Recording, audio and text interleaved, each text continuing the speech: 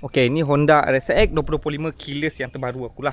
Okay, walaupun ada orang cakap dak ajam, bukan dak ajam C dengan RS ke? Okay, memang betul. Okay, dengan masalah keturunan dia. Tapi untuk Winner 2025 ni yang keyless ni, harga dia dah runtuh. Kau boleh dapat serendah 7,000, 8,000 saja baru.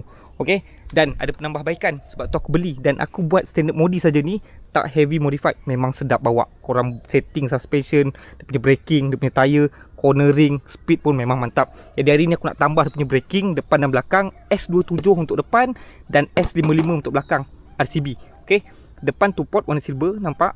Belakang siap dengan brake pad, tapi ada kat dalam ni aku dah buka tadi untuk mudahkan kita nak pasang nanti. Satu port saja tapi dia lebih besar lah, lebih baik. Okey, yang ini memang betul PMP, bukan payah nak pasang tapi betul plug and play. Sebab tu aku cakap, kalau korang nak main RSX yang rosak selalu ekstrim kau cakap ni, korang kena berkawan dengan barang yang friendly use dia. Okey, macam RCB. Korang loosekan dia punya disc belakang ni, buka semua skru, tak buka tayar. Lepas tu belakang ni keluarkan brake pad, terus boleh cabut macam ni. Jadi korang boleh terus PMP saja. Nampak? Lepas tu masukkan brake pad dia, korang ikat daripada sini.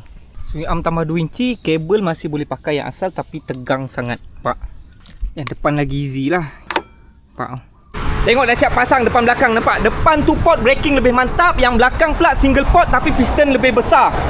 Ini bila korang pakai baru korang rasa function ABS tu lagi mantap, geng. Braking dah lebih on point.